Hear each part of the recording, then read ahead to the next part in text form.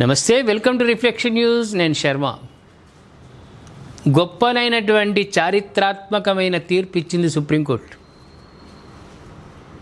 ఆంధ్రప్రదేశ్లో ఉన్న హైకోర్టు ఇచ్చినటువంటి తీర్పుపై సుప్రీంకోర్టులో ఫిర్యాదు చేస్తే, సుప్రీంకోర్టులో అప్పీల్ చేస్తే సుప్రీంకోర్టు కూడా హైకోర్టు తీర్పును సమర్థించింది. ఎవరైనా సరే హిందూ మతంలో ఉన్నటువంటి వాళ్ళు, ముస్లిం మతంలో ఉన్నవాళ్ళు వాళ్ళు దేంట్లోకి కన్వర్ట్ గారు. మనోళ్ళనే, హిందువులనే కొంచెం మారుస్తున్నారు లవ్ జిహాదీ పేరు మీద. అది పక్కకు పెడితే క్రైస్తవులు ఉన్నారు. క్రైస్తవ మతంలోకి హిందువులు ఎక్కువగా పోతున్నారు. అందులో ఎక్కువగా ఎస్సీ ఎస్టీ వాళ్ళు పోతున్నారు. వాళ్ళు ఎస్సీ ఎస్టీ వాళ్ళు ఒకవేళ మతం మారితే వాళ్ళకు వచ్చేటువంటి రిజర్వేషన్లు మొత్తం రద్దవుతాయి. ఏ బెనిఫిట్ ఉండదు. ఓన్లీ హిందువులుగా ఉన్నటువంటి వాళ్లకు బీసీ కానీ, ఎస్సీ కానీ, ఎస్టీ కానీ, ఓసీలు కానీ వాళ్ళు హిందువులో ఉంటేనే, హిందూ మతంలో ఉంటేనే మాత్రమే వాళ్లకు రాజ్యాంగం కల్పించిన బెనిఫిట్స్కు అలౌడ్. లేదంటే మాత్రం తోకలు కత్తిరించుడే. మతం మారితే చాలు వాళ్ళకి ఏ రిజర్వేషన్లు వర్తించవు. అద్భుతమైనటువంటి తీర్పు ఇది సుప్రీంకోర్టు. ఒకసారి డీటెయిల్స్లోకి వెళ్దాం మనం. మత మార్పిడి అనంతరం అట్రాసిటీ చట్టం కింద కేసులపై సుప్రీంకోర్టు కీలక ఉత్తర్వులు జారీ చేసింది. క్రైస్తవంలోకి మారిన వారు ఎస్సీ హక్కులు పొందలేరని స్పష్టం చేసింది. ఇది బాగా జ్ఞాపకం ఉంచుకోవాలి. హిందువులుగా ఉండి మీరు క్రైస్తవ మతం స్వీకరిస్తే మీకున్నటువంటి రిజర్వేషన్లన్నీ కూడా రద్దయిపోతాయి. హిందువులు, బౌద్ధులు, సిక్కులు మాత్రమే హక్కులు పొందుతారని పేర్కొంది. ఈ వ్యవహారంలో ఆంధ్రప్రదేశ్ హైకోర్టు ఇచ్చిన తీర్పును సుప్రీంకోర్టు సమర్థించింది. ఏపీ హైకోర్టు ఇచ్చిన తీర్పును సవాల్ చేస్తూ చింతాడ ఆనంద్ అనే వ్యక్తి యెహోవా పిటిషన్పై అత్యున్నత న్యాయస్థానం విచారణ చేపట్టి నేడు తుది ఉత్తర్వులు జారీ చేసింది. బాపట్ల జిల్లా పిట్టలవానిపాలెంలో పాస్టర్ చింతాడ ఆనంద్ ఎటువంటి అనుమతులు లేకుండా చర్చ నిర్వహించడంపై అక్కల రామిరెడ్డితో పాటు స్థానికులు అభ్యంతరం తెలిపారు. వారిపై అట్రాసిటీ నిరోధక చట్టం కింద ఆనంద్ కేసు పెట్టారు. ఇక చూడు, వాడు చేరిందే దాంట్లోకి కన్వర్ట్. వాడు వీళ్ళ మీద అట్రాసిటీ కేసు పెట్టిండు. వాని కిందకే నీళ్ళు తెచ్చుకున్నాడు. ఇప్పుడు వాడు చేసింది ఏంటంటే, ఇప్పుడు ఈ తీర్పు అనేది జాగృతమైనటువంటి హిందూ జాతికి ఒక బలం. మన దేవుళ్లను నమ్మక ఎక్కడో దేవుణ్ణి నమ్మడం అనేది అసంబద్ధమైనటువంటి విషయం. ఈ చట్టం ద్వారా మీ బెనిఫిట్స్ కోల్పోతున్నారంటే ఎవ్వరు కూడా అటు పోరు, చర్చి వైపు తొంగి చూడరు. ముమ్మాటికి వాస్తవం ఇది.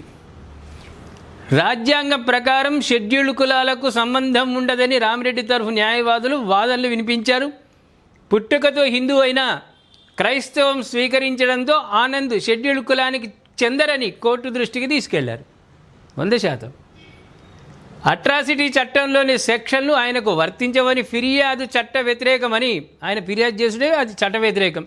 తమపై పెట్టిన కేసుకు విచారణ అనర్హత లేదని వాదించారు. రామిరెడ్డి తరఫు న్యాయవాదుల వాదనలను హైకోర్టు పరిగణలోకి తీసుకుంది.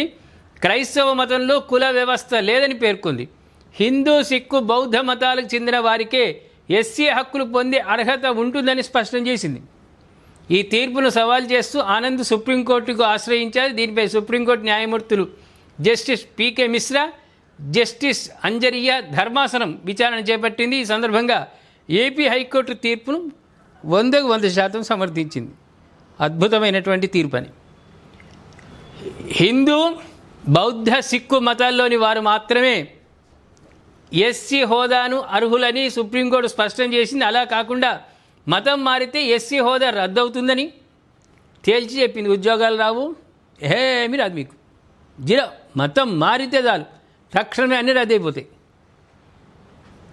అదేవిధంగా క్రైస్తవ మతంలోకి మారి పాస్టర్గా పనిచేస్తున్న వ్యక్తి ఎస్సీ ఎస్టీ చట్టం కింద రక్షణ పొందలేరని స్పష్టం చేసింది.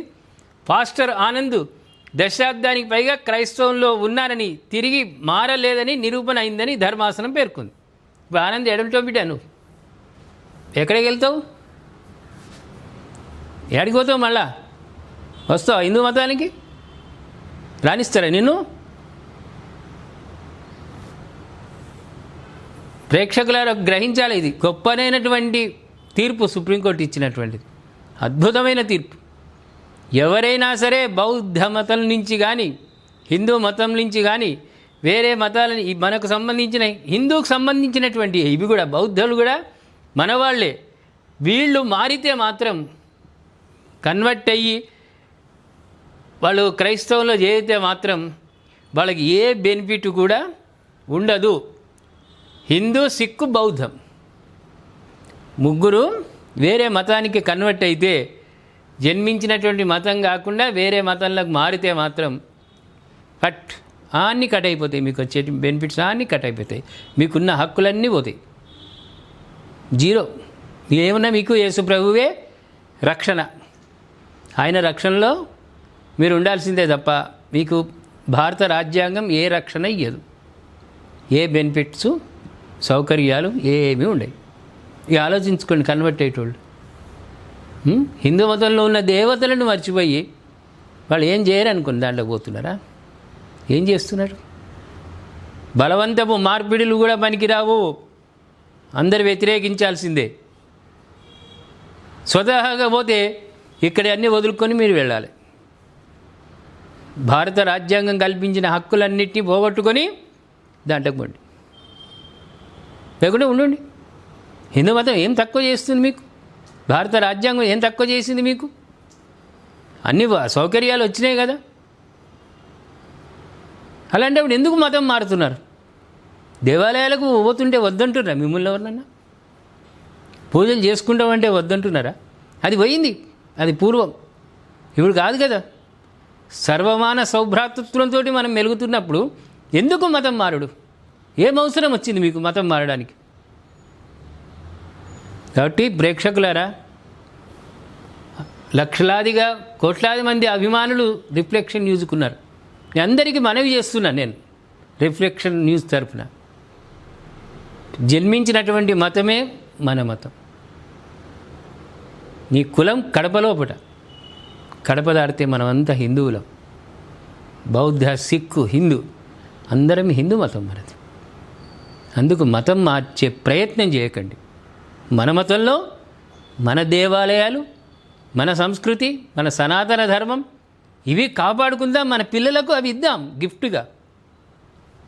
కానీ అనవసరంగా మతం మారి అక్కడేమో వస్తుందని అనుకుంటే మాత్రం మీరు జన్మించినటువంటి కులానికి ఈ కులం ఎస్సీ, ఎస్టీ, ఇతరత్ర అయినటువంటి అన్ని బెనిఫిట్స్ క్లోజ్.